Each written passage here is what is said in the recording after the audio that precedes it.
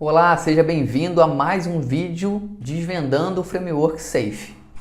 Meu nome é Rafael Fonte, sou gestor de tecnologia e um entusiasta da cultura ágil. E nesse vídeo a gente vai falar sobre a cereja do bolo, a gente vai falar sobre o principal do Safe, que eu considero o coração do Safe, como ele funciona, como ele acontece. Eu acho que esse vídeo aqui eu vou ter que dividir ele pelo menos em mais 4 vídeos, porque eu acho que é a parte mais importante, a gente precisa se aprofundar nesse conhecimento. Bom, nesse vídeo eu vou falar sobre o Agile Product Delivery, que é como a gente entregar o nosso produto de forma ágil. Essa competência a gente vai alinhar o foco do negócio com a execução do processo. O objetivo aqui é fornecer produtos inovadores de forma rápida e sustentável, que seja possível também de ser feito. Então vamos lá conhecer essa competência. Bom, essa competência ela é dividida em 3 áreas: centralização do cliente, desenvolver cadência e criar um Continuous Delivery Pipeline, que eu acho que é a parte mais fantástica aqui. Bom, e é sobre isso que a gente vai começar a abordar agora. Centralização no cliente e Design Thinking. Empresas centradas no cliente conseguem fornecer soluções com produtos projetados com profunda compreensão das necessidades do cliente. Estes, por sua vez, geram lucros maiores, engajamento dos funcionários e clientes satisfeitos. A centralização no cliente é um mindset, ou seja, é um jeito de pensar com base no cliente. Todas as decisões são consideradas com foco no cliente, pensando como cliente e entendendo as necessidades do cliente. Então significa que tudo gira em torno do cliente. Para atingirmos esse mindset, é possível utilizarmos um framework que irá nos ajudar com isso. E esse framework tem nome, que é o Design Thinking. Você já deve ter ouvido falar desse framework, é um framework fantástico, um framework excelente para você poder entender uma ideia, criar um protótipo e validar uma hipótese. Se você não conhece sobre esse framework, eu vou deixar um link aqui na descrição, lá para o meu site, tem um artigo sobre isso que vai te esclarecer bastante sobre esse framework. Bom, esse framework ele é projetado para possibilitar a validação de hipóteses, fornecendo uma compreensão contínua do mercado-alvo. No Safe, o framework ficou constituído em 2 etapas. Primeiro, entender o problema, onde iremos descobrir tudo sobre o usuário, desejos e fraquezas. Após isso, iremos definir o que será proposto de solução. Podemos utilizar algumas ferramentas, como usar personas para entender os clientes. Personas são pessoas fictícias, criadas para entender possíveis usuários que poderão utilizar ou não o nosso produto ou serviço. E mapa de empatia. É uma ferramenta para ajudar os times a desenvolverem compreensão e empatia de forma profunda com os clientes. Exemplo disso, eu vou deixar aqui esse mapa de empatia que vocês estão vendo. Bom, finalizando essas 2 ferramentas, nós temos agora os desejos do usuário. E com isso, a gente vai passar para a próxima etapa, que é projetar a solução correta. Agora que descobrimos e definimos, iremos desenvolver o que foi proposto. Esse desenvolvimento é feito através de mapas de jornada, protótipos, histórias de usuário e desenhos de solução.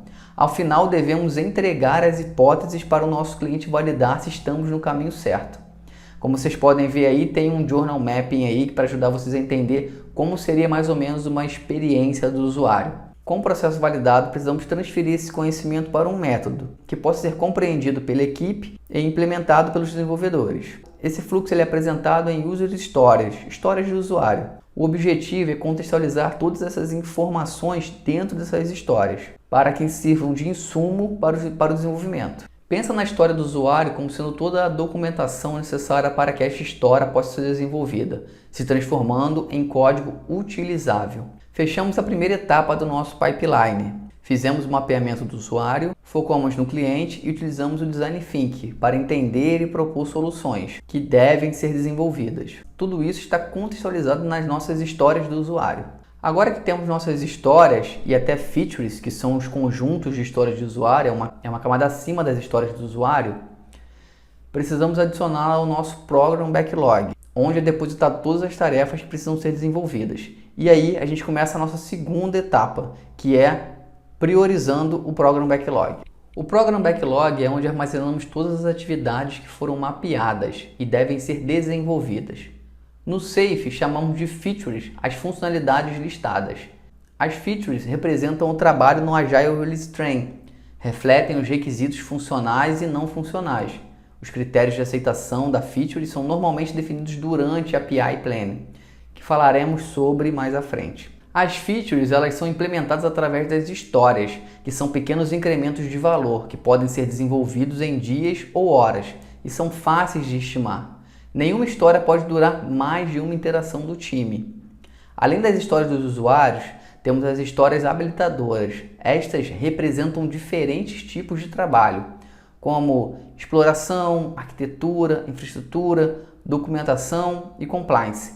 Então tudo aquilo que depende para a funcionalidade ficar pronta são os habilitadores.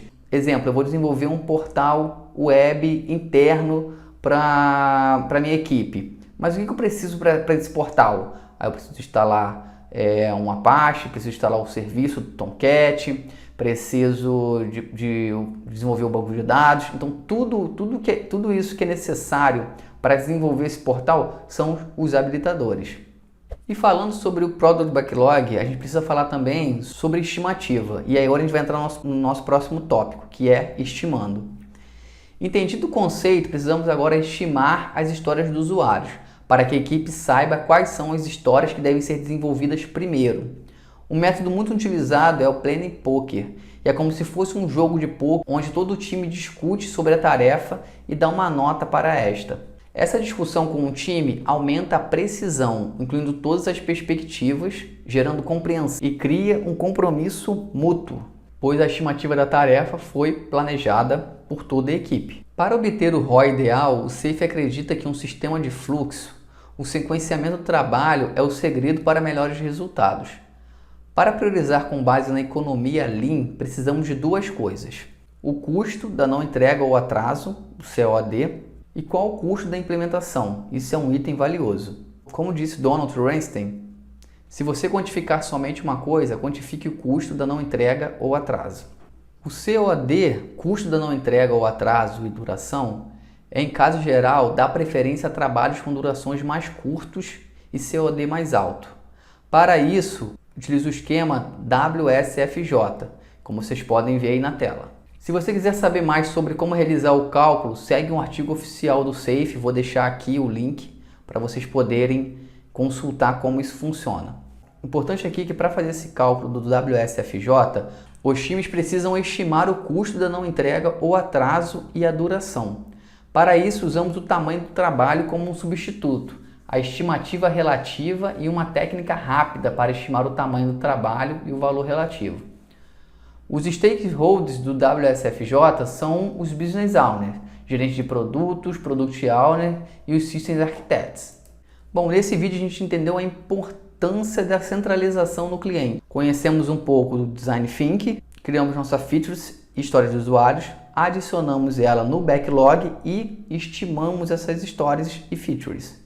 O importante que eu quero deixar claro para vocês é que nessa etapa a gente está só entendendo o problema e dando soluções. Nesse momento, a gente não está desenvolvendo nenhum tipo de software. A gente está propondo soluções e criando protótipos. O intuito aqui é testar a hipótese e caso o cliente aceite, valide, a gente começa o desenvolvimento. Bom, vamos para o nosso próximo vídeo que eu vou falar um pouquinho mais sobre isso. Até lá! Pessoal, apenas fazendo um aviso importante. Todo esse material que eu estou falando com vocês aqui existe lá no site, tem uma série de artigos falando sobre o Safe e eu estou pensando aqui em criar um simulado para ajudar vocês aí na prova. Então, o link está na descrição do vídeo, acessa lá o site que você vai ter todo o conteúdo que eu estou trazendo aqui para vocês.